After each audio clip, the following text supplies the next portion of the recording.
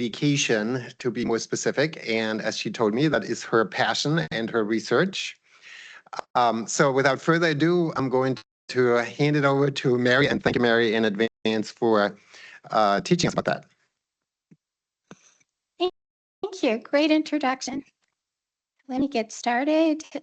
If you have a chance, go back and do the QR code. We'd like to know your level of AI use. All right, so here's the agenda. We're going to talk about GenAI and higher ed. Excuse me. The paradigm shift that's happening, the consequences of what's happening, the why I'm actually doing this presentation. And then we're going to talk about instructional design, because that's the solution. And then I'm going to do a Padlet orientation and talk about my research. It's part of my research. But the Padlet, I have all these resources that I put together to help you. And so we'll get to that a little later. So AI is a big disruption, especially for education. November 30th of 2022, ChatGPT was released, and it was heavily adopted. So the current phase in 2024 to 2026, there's agentics, and it's a tool for, we consider it a collaborative thinking partner, a learning co-agent, and a workforce skill enabler. So currently, that's pretty much the focus of everyone. So higher ed, I have to tell you, they're right in the middle. The faculty are upset. They know students are using AI to do their homework. They're at a loss. And I'll show you some instances of the research that really solidify that that's actually happening. Then we have the employers on the other side. They are wanting our graduates to come out with GenAI competencies.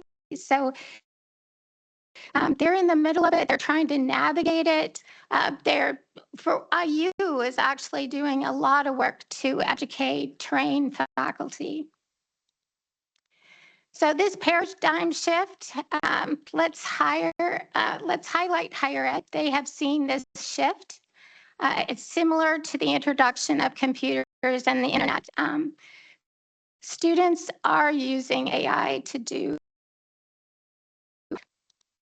So you might ask, why do I have to change my instruction? Why can't I just ban AI in the classroom? I wish that was possible for a lot of faculty, because a lot of faculty, they're experts in their field, and maintaining expertise takes a lot of time and energy. And then you got research and the service commitments.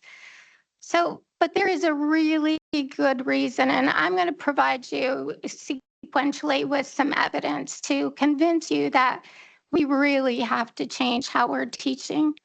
So the study by a higher ed, Inside Higher Ed, it was a student voice survey.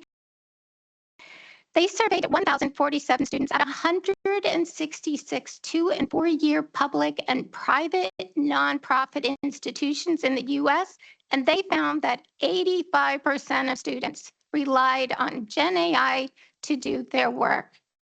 So this is significant. I find that in my classroom, and I had to redo my assignments. And I can tell you that 15% correlates with the elderly students in my classroom. The young group, they're using GenAI. Justin Hudson's at IU organized a student-run survey of GenAI use among IU students. And this one stood out to me as one I wanted to put in this presentation. It identified that 50% of our students surveyed purposely misspelled words or used poor grammar to disguise that they used GenAI. So here's this study I really loved because it was done by MIT, and this study was called Your Brain on ChatGPT. So the researchers used EEG, and that's why I have that picture right there, to record participants' brain activity and order to assess their cognitive engagement and cognitive load. And you know, cognitive load theory, it's how much effort a student is exerting while they're doing a task. They want to gain a deeper understanding of the neural activations during an essay writing task. They also interviewed participants after the essay. So they assigned the participants, there was 54 of them, into 3 groups. The GenAI group, that's the students who use GenAI to help them with their essay. They had the search engine group, so they could just search for resources. And then they had a brain-only group. This group had no access to technology to write their essay. So MIT conducted this analysis, and then to perform the scoring analysis, they'd used human teachers, but they did add in one AI judge that they created using agentics. So the consequences. The study demonstrated that over 4 semesters spanning 4 months, participants in the GenAI group performed worse than their counterparts, particularly compared to the brain-only group, across all levels, the neural level, linguistic, and scoring. So this is significant. So the conclusion from this, and I created this image because I really want to bring home the fact that internally, cognitively, when they submit these assignments and then turn it into faculty, there is no one home in the brain. Nothing is going on in the brain. They had quality outputs, the GenAI group, but they were not engaged in critical thinking, analysis, or synthesis. This study, I think, was brilliant because it provided biological proof. Of course, I'm a nurse, so that's a big deal to me. So another really impactful article that I found was Gerlich, 2025, AI Tools in Society, the Impact on Cognitive Offloading. They did a mixed method approach. They had 666 participants to understand this relationship between AI usage and critical thinking skills. So they had 5 groups. They put everybody in 5 groups, but they did it by ages. So group 1 was the 17 to 25-year-olds, and then the last group 5 was older than 55. What they found is that the younger group, 17 to 25-year-olds, were significant statistically as they exhibited much higher GenAI usage and higher cognitive offloading, but lower critical thinking skills. So it's already showing up significantly in our students' ability to critically think. Here's another one. I'm going to hopefully get this to work. This is a history professor from Alcorn State University in Mississippi. I thought his testimonial about what happened in his class was excellent. You can tell he's frustrated. He's just shocked at how obvious the students, uploaded his assignment, got the answers, but didn't even check it. So hang on just a minute. I'm going to end the slideshow and start this video.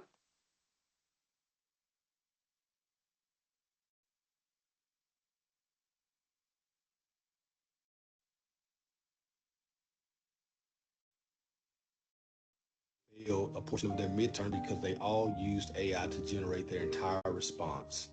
And apparently they didn't proofread it. Let me show y'all how I pick up on it. So this discussion post was a portion of my students' midterm, and if you look, it's normal, right? But if you copy and paste this and look closely, in white ink, I hid, placed the word Madagascar somewhere in the response in a way that makes no sense. But if you uncopy and paste it, You can't see it. So if Madagascar was somewhere in my student's response in a way that did not make sense, I knew that they copied and pasted the entire thing and just threw it in AI. And oh my God, you would be amazed at the bizarre usage of the word Madagascar that I saw in these students' assignments. First and foremost, Madagascar has nothing to do with the Industrial Revolution. Second, it was more than obvious that they didn't even go back and reread these responses. So yeah, 32 out of 35 students failed a portion of their midterm, and that's out. So students, if you're going to use AI to generate the entire response, at least ensure that it makes a little bit of sense. Try to put it in your own words, something. 32 of my 35 students.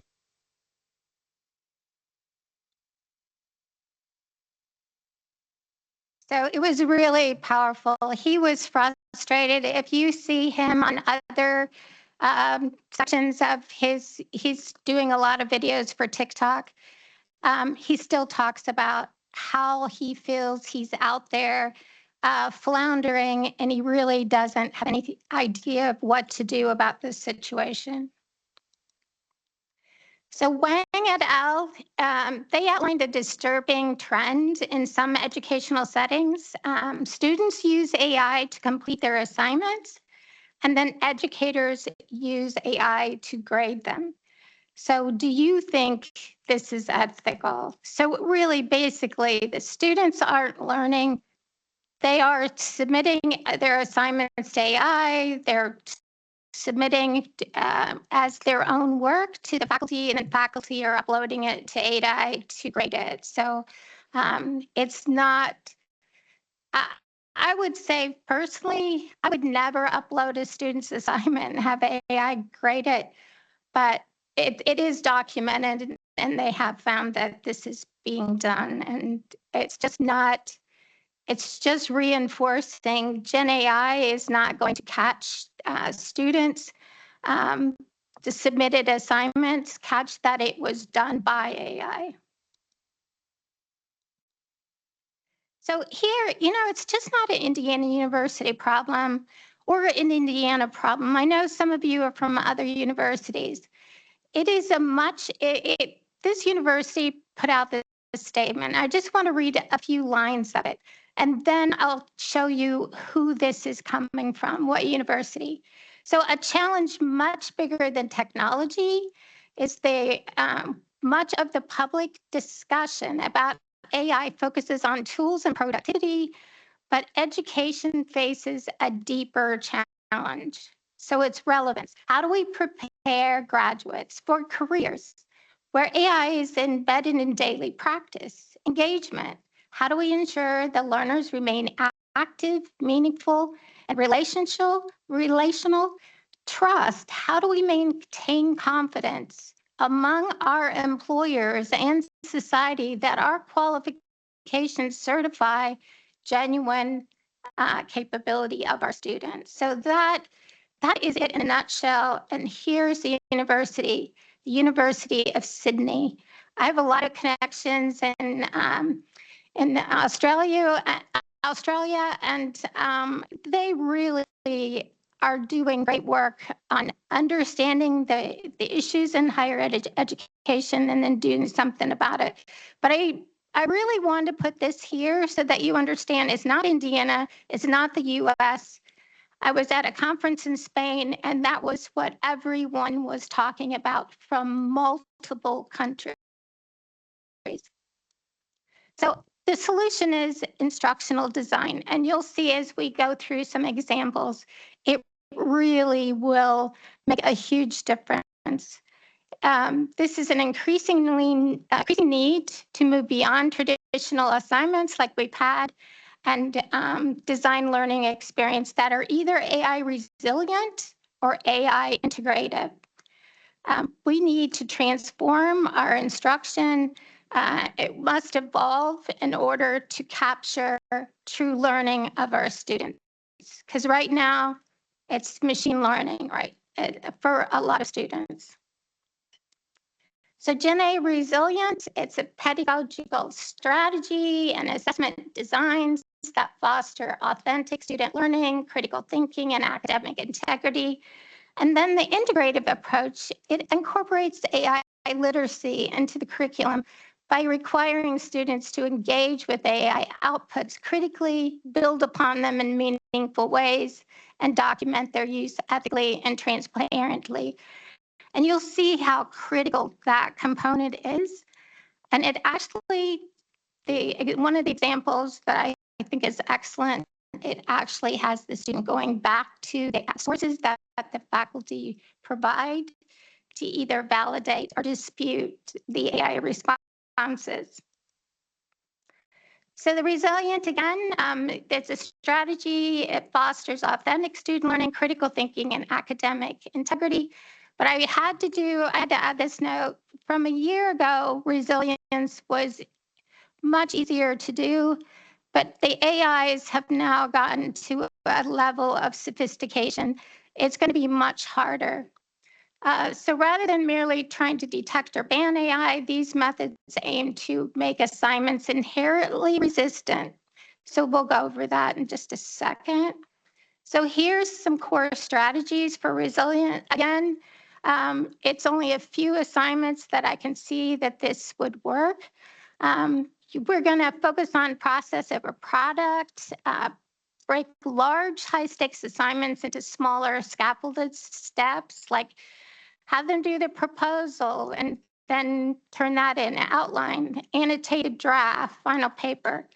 But again, I even think this is flawed with the new technology and the updates.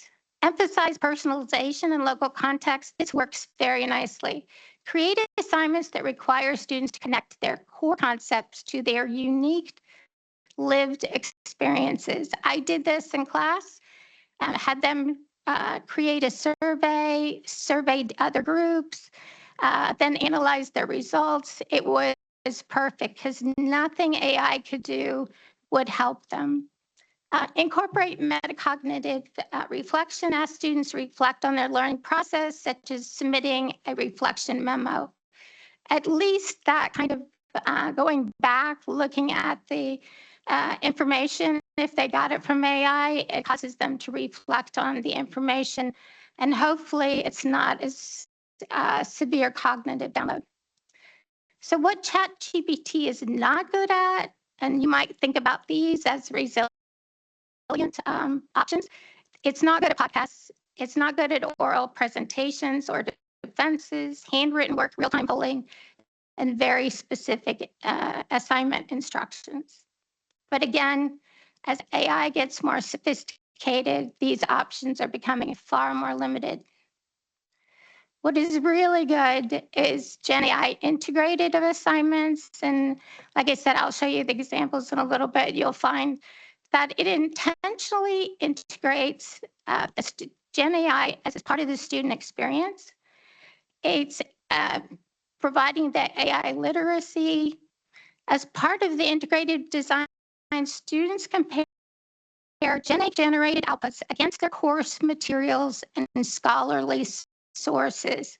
So they have to validate the information, identify inaccuracies, dispute unsupported claims, or explain how that answer aligned with what the students found in the textbook.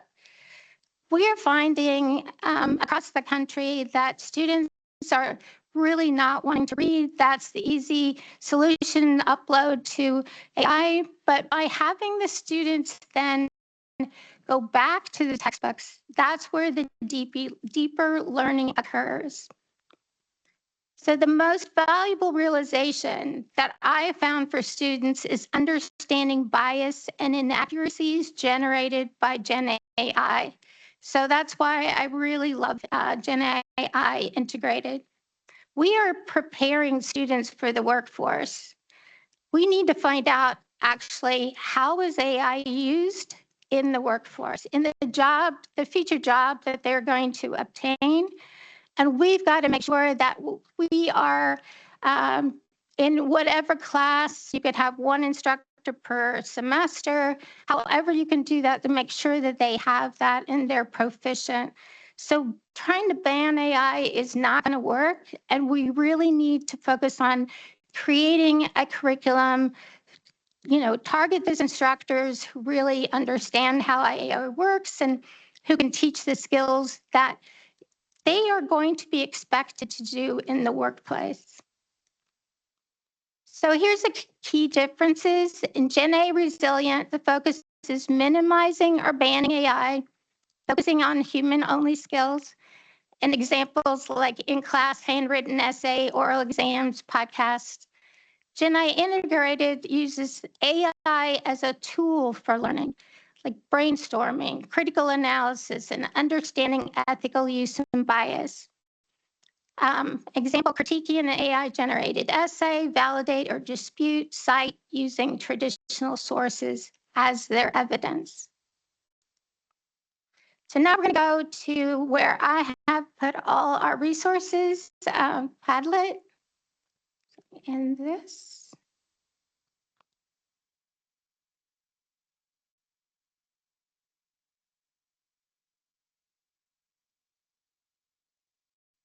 All right.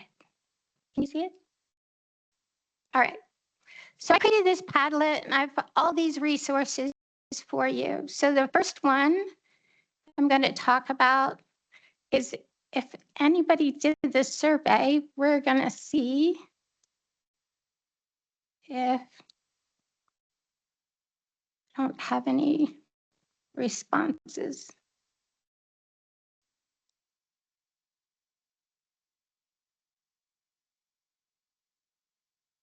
Okay. The second part, we're going to talk about there's an application that Terrence and I have been working on. This is part of my research. We've now submitted for a patent on it.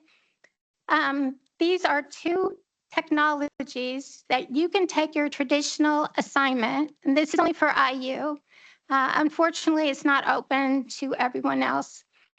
But you can submit your traditional assignment and it'll transform it either into an integrative, GenAI integrative assignment, or it'll transform it into a resilient assignment. So you just click on this. If you have an IU Gemini account, which is restricted more than Open Gemini, then you'll be able to submit your assignment. I put here the instructions just to ensure that faculty are creating these GenAI transformative assignments that map to their course. We're having you answer these particular questions. We want to make sure where's the course placed, course descriptions, and this actually helps AI design a better end product for you. The more specifics that you input, the better the output will be. All right.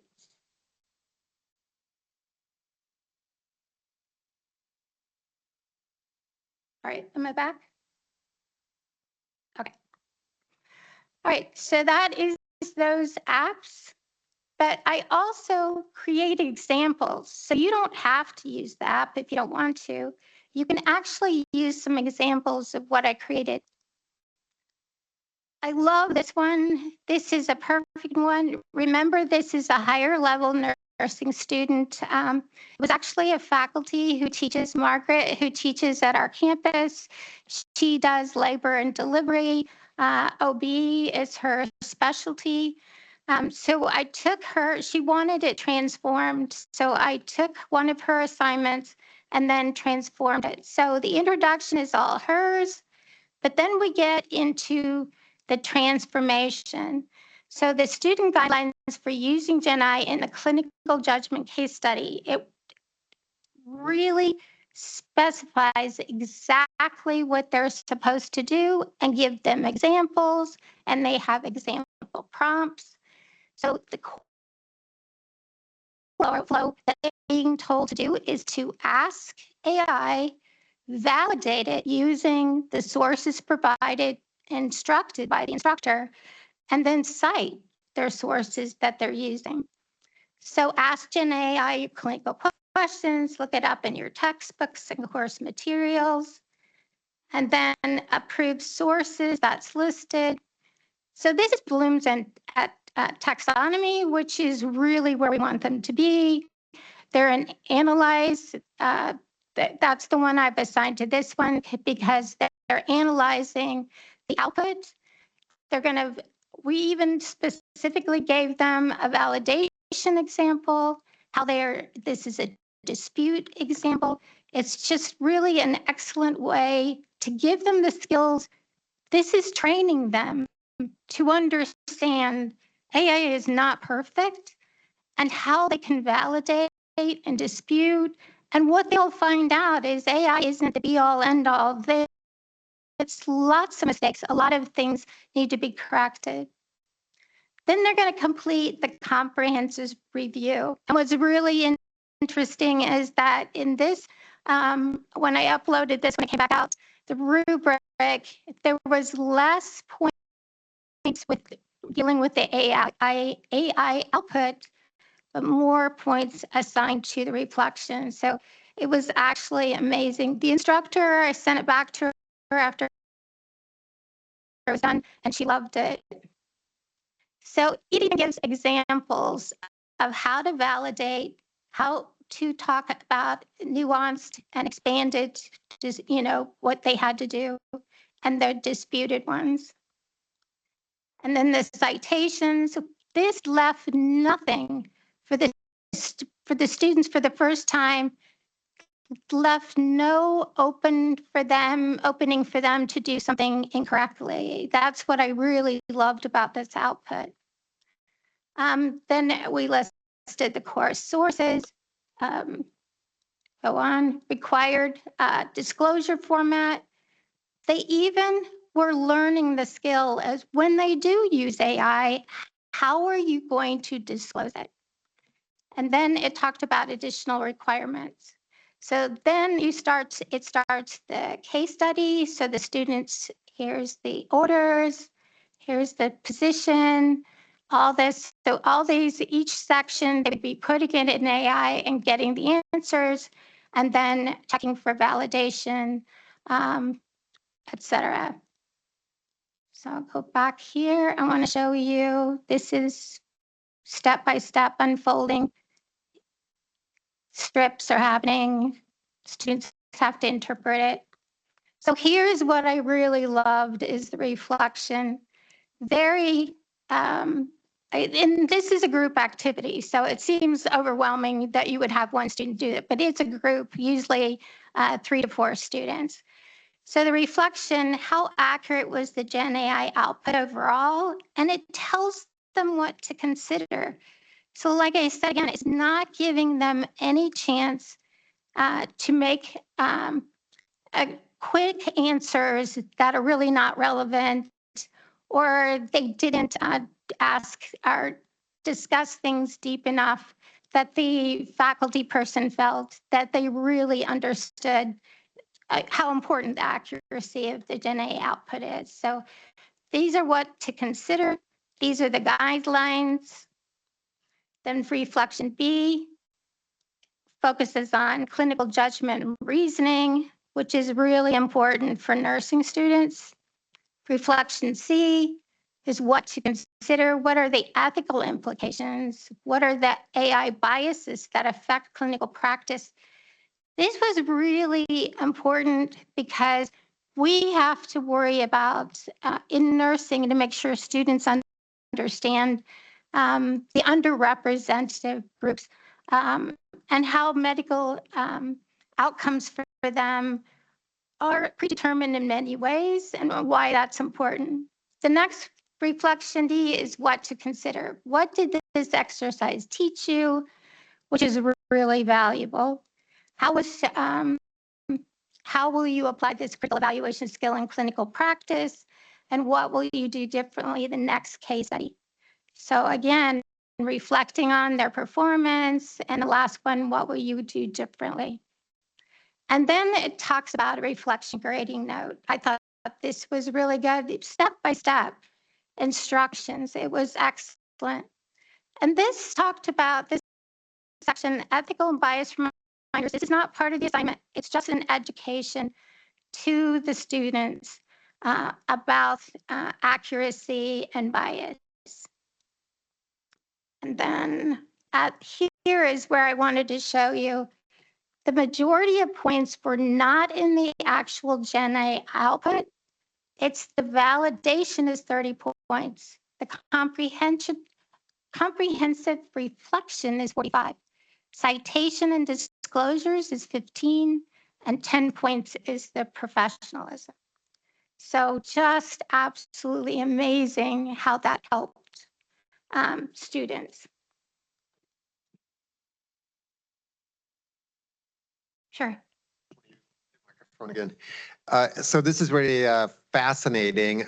As you were talking about it, this, looking up the literature and validating, I was wondering whether you measure how many times the student actually corrects the AI engine. Like how many times does AI make mistakes? I think we all remember when ChatGPT used to hallucinate. Yeah. So of course a fake citation is fairly easy to identify, but I feel that has abated, and in the future, AI might be pretty perfect drawing responses from literature, and then the student might ask, well, why do you want me to do this? It gets it right all the time anyway. Well, actually, it's not getting it quite perfect currently. It's far more sophisticated than it used to be. But the fact that they have to validate gets them back into the books. And why do they have to do it? It's to make sure that learning occurs, because they have a licensure exam at the end of the nursing program. Luckily for us, a large portion of our grades for them every semester is the test, but you really want them doing case studies. You want them learning from their mistakes. And so having them use GenAI responsibly, understanding GenAI is key to these types of case studies. So, but I hear what you're talking about. Okay, the next one I'm going to talk about, I have several examples here for you. Oh, this one. So when you have time, you can go back in and look at those. Let me go here. So this one is an example of a GenAI resilient one. This is assignment is an in-class collaborative activity. It was, it talked about debates were good, design for higher order. So what I did was I had group assignments, and every week we worked on a portion of this assignment. Let's see if it shows up. Are you seeing the website? Okay. So I had them do a curriculum for a hospital. Luckily, hospitals have closed systems. It doesn't matter whether it's AI system or, the health records information, all of it is closed. So the students did not have access to this specific hospital. So context was critically important. They could have AI help with a few things, but in general, because I taught them how to create agents. I taught them how to use it to design case studies. But this one, I really wanted them to dig deep and design a curriculum for a hospital for an identified problem that they decided was really important. And I'll tell you what they said. They said that the diabetics, type 1 and type 2, are constant. It's like a revolving door. They're coming in, they're not compliant. They were frustrated because the care, many of them have to have extended amputations. So they just felt so frustrated because they were constantly seeing the same patients. And this was a group of 3 students. So I'd go through all their, sorry about that. So home is the first one, and they talk about empowering patients to thrive. Here's the 3 students. And their mission was to provide diabetic patients with the knowledge and resources necessary to manage their condition effectively and prevent hospital readmissions. So they had to do a needs assessment of the community. They created a survey that they would send out to find out more information, because when you create a curriculum, you really need to know your population. What are their needs? They had to create a budget, and that was placed on here. We talked about what room do you use, what equipment does that room need, things like that. So they had to create that budget. They had to create an interdisciplinary team, so they had to find out from the person who worked there in their group, what would we do as part of the team, and then find out those team members, what were their specialties, what could they bring to the table to help the other nurses. And then business plan, I really think for master's students, having a business plan is really, really important, especially you're a nurse educator at a hospital. You need to be able to put together a business plan for something that you think is really important for you to do. And it's going to cost money. So business plan showing cost effectiveness is really important.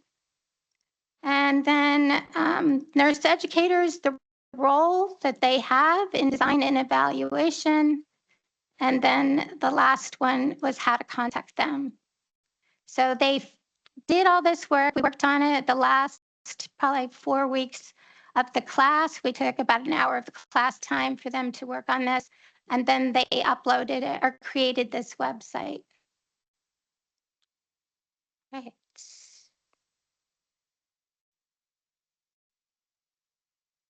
Are we back? Okay, thanks. Sorry, guys, I have to flip back and forth, so I got to make sure you can see it. So that was a resilient assignment, and I have more for you to view and the rationales behind them. This one, for those at IU, I'm hoping that you'll use this because you'll have access to this. We'll make sure after the presentation that you have a link that you can get to all of these and you can download examples and everything. So, but if you want to take one of your traditional assignments and upload it, I'm hoping that you will. This is a different Padlet and it's only for you guys who are participating here. And maybe if you're not from IU, you still can upload assignments after seeing the case study, how it was done.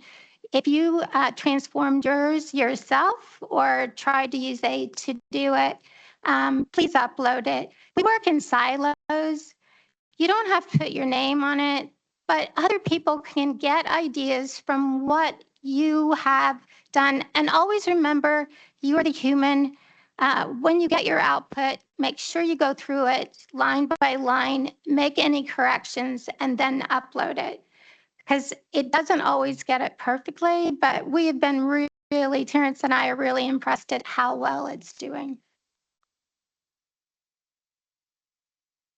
All right. And that is your site alone. It's only for the people on this. The professional development, I'll go through that in a minute. There's a post-workshop survey. This is my research. I'm hoping afterwards you have an option to upload if you did have an art, your assignment uploaded and transformed. The last question on the survey, you can upload it, but you don't have to. If you could just make sure you do the 10 questions, and we'll send that out. You can go here and do it, or we'll send it out 3 days after this workshop. I also wanted to explain the TILT transparency in teaching and learning, why we have these questions before you submit to transform your assignment. So this goes over why this is important in case you're interested. I wanted to give you resources. This is a really good resource if your department decides, yes, we're going to look into creating a curriculum for our students. This was an excellent resource. And this is the team for this, me and Terrence, who's sitting over here to my right. Here's our contact information. and who we are and where we are. We're the ones that are working on and going for a patent for this transforming applications. Right now, I'm going to go through the how-to guide. I said I would add this on, and I'm going to go through, just highlight a few important things. But this is a step-by-step guide. I call it a job aid. So as a faculty person, it explains all the major ones that we have access to at IU and how to go about it, how to log on, what features it has. It's explained in detail. Hang on a minute. So the first thing it goes over is prompting. So say you're a beginner, you're gonna want to start with core. Core is a very easy, it talks about context, objectives, roles, and examples. The next level is Rocket. It's a prompt writing acronym summary here, and it talks about role, the objective, the context. They use K just to make it work as an acronym. Specify expectations like format, structure, number of examples, E, example, and T, the tone. And then this formula is specific, actionable, and tailored, and that's why it's really powerful. And that's if you're getting more advanced. So advanced prompting, you can flip the script asking AI to help you. I thought this was really powerful, especially for beginners. It's instead of guessing, let's use everything AI knows, including the right questions to ask. So you're going to ask it to ask you questions, and then the first one they ask is, which clinical judgment model do you want to align with? So then you give them the answer, and they give you the choices, and then you give them the answer. So which course semester is your BSN program will this case be used? Adult health, adult, et cetera. AI continued to ask great questions. So bootstrapping is when you offer a starting prompt and ask AI to improve it. This is powerful also for beginners. So I'll give you the options and the results. Then you have meta prompting. This is where a prompt, you're going to talk about, I'm a busy professor trying to organize my course assignments and meeting notes. I'm sure everybody's doing that right now. Return a 10 out of 10 outstanding prompt that I can use right away to receive great advice on solving this problem. So the response, that's a fantastic request to get to the most tailored and impactful advice. On managing your demanding schedule, you need a prompt that clearly defines your role, current pain points, and desired outcomes. So really helpful if you use a meta prompt. So those are all examples. I put a disclaimer here because IU policy for ethical use in AI disclaimer is that you are going to document exactly how IU policy has stated for those working for IU. For other, and for editors at journals, you need to check what their policy is. Necessary ethical caution. While the script focuses on transparency, faculty must adhere to the following strict policy before using it. Privacy, confidentiality reminder, do not put any confidential, proprietary, student-specific, or non-public university data into any external GenAI tool. Entering such data violates institutional policy and data privacy laws. So I really wanted to go over that because of how important it is. We get excited about AI. You might put stuff in there. I'm going to have them grade my students' assignment. But at IU, students have intellectual property rights. And when you go in and outside AI and you uploaded, you're actually violating their right.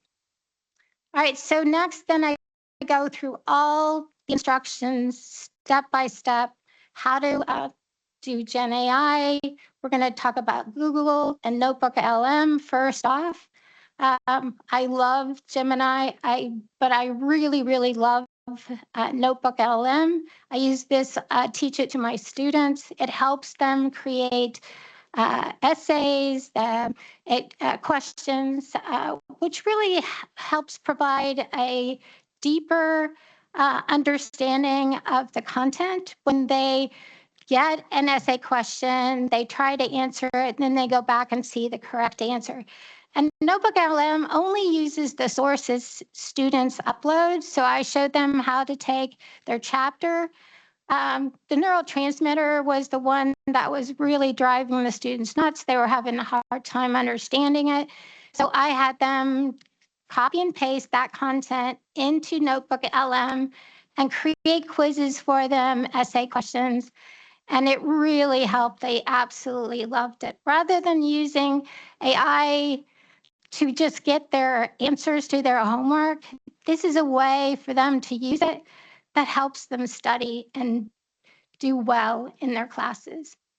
So then I talk about the different sections: chat, gems, Canvas, deep research, guided learning. So you'll learn all these functions. And then I did a shortcut table kind of showed you different ones, what they were for. And then Storybook. This one I absolutely love. It's not as obvious as it was when it was a beta, but I wanted to give you options for examples. It was an amazing how it'll take a narrative that you provide and turn it into a storybook. If you have children or grandchildren, I'm telling you, this is amazing, but not great for education. And then I describe JGEM and Notebook LM in detail, then Studio features. Then I go into ChatGPT, and always remember ours at IU is ChatGPT EDUC. That's where we can upload and do a lot of things. And the websites I give you are resources to tell you what is allowed to upload to which IU contained AI programs. So I have the checklist, at a glance, choose the right function, availability, how to create images. You saw my images. That's one of my favorite things to do, is create images to represent my narratives to different assignments or things that I'm working on. And then Copilot is the last one. I really hated Copilot, didn't find it very useful. They have updated it. I'm really happy how it is improved dramatically, because it's university approved. And I really need it for quick. I have the work Copilot, and I can do quick things using it, and it's doing a much better job. So I'm much happier with it. Here's all the resources that I use, how to sign up for these different, closed systems that we have at IU. And the last thing I talk about is, if you're a beginner of AI, at IU, there's a lot of things you can do to get training that provides incredible experiences. I did the faculty fellows, the GenAI faculty fellows, and that's where I got started. And then once I really became proficient at all the different AIs and learning how they worked, I realized it was instructional design. And that's my background in Bloomington. I did instructional systems technology. And that's where I got a lot of my instructional design experience. But that's when I realized it's the combination of both that is really, really important. But you don't have to be an instructional designer. You've done a lot of designing yourself. You just need to pair the two together. You can't just rely on AI. And that is it. Okay, so any questions?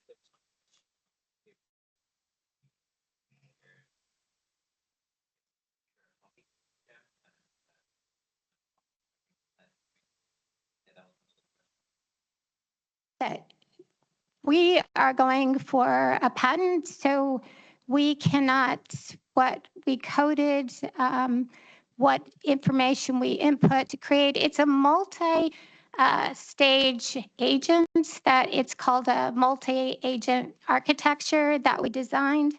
It has 3 separate phases to it, but all the content is copyright protected because we're in that process of creating patents. If the patents do go through, then outside of IU, we'll have an opportunity to use those. So, but for now, it's only limited to people within the IU system. And what we're doing, we do not have access. If you input it there, get your output, we do not have access to that output. That's why we're asking you to upload it either in this last question in the survey or on the extra Padlet that I created just for your group, because we want to look at what are the outputs stating. Did it go awry somewhere? Because I can put in instructional design instructions that will eliminate that error that it can make. So we're feeding that multi-agents to do exactly what we want it to do. And the only way to know if it's an error or if it's wandering in a different territory is to see the outputs. Good question.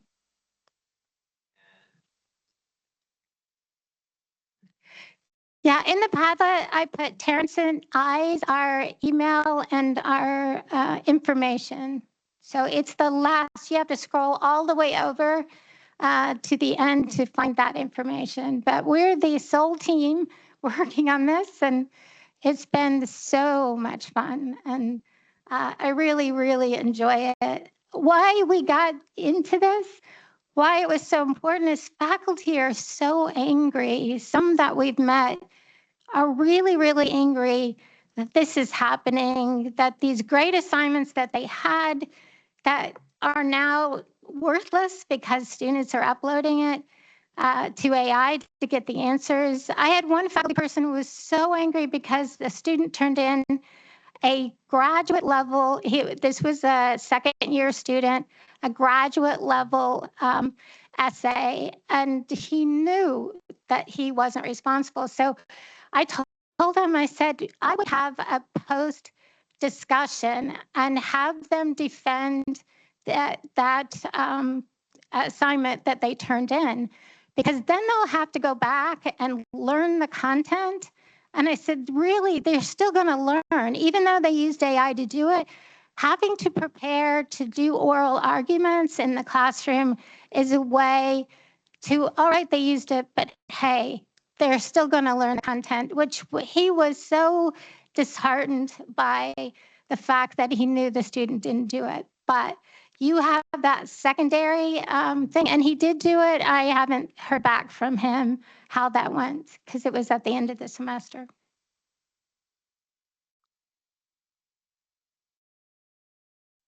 I got my own microphones and I'm much more dangerous, but we only have 2 more minutes.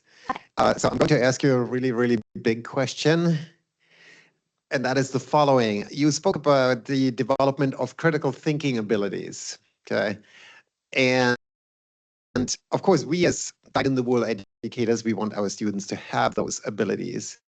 However, societal pressures are such that a lot of what's happening these days actually benefits from the absence of critical thinking abilities. When you think about misinformation and disinformation on the internet, that stuff gets millions of views because it has millions of not critical thinking viewers.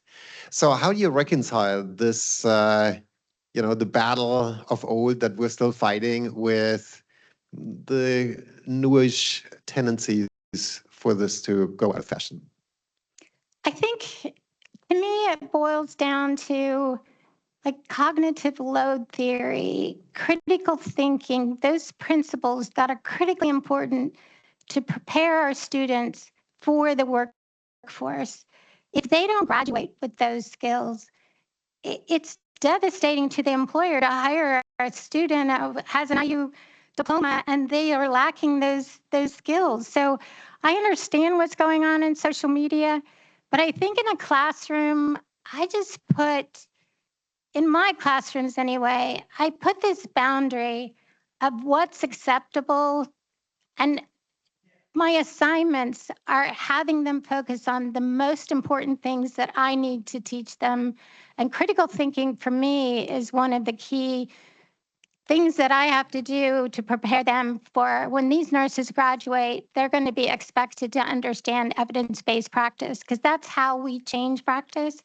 So something on social media influencing their thought processes is counterproductive, because in those the employers hire them and they want them part of a team for evidence-based practice. Social media is not allowed. So it's mostly thinking about what is it in your classroom that's important, and focus on that. I hope that Well, with answers your that, thank you. That was a good answer. With that, thank you very much for this wonderful presentation. Thanks for all the resources you've shared. I know a lot of our viewers will go there. I certainly will.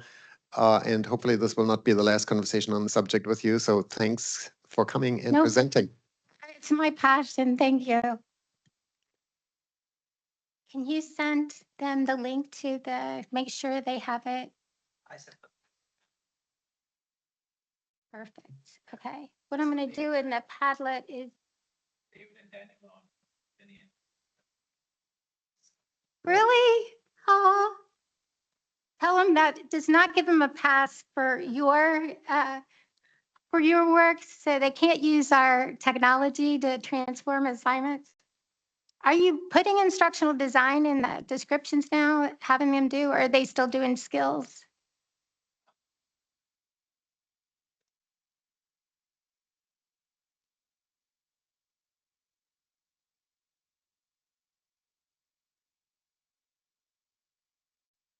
Okay, but not actually assignment redesign. Okay. All right, I'm going to make user settings so they are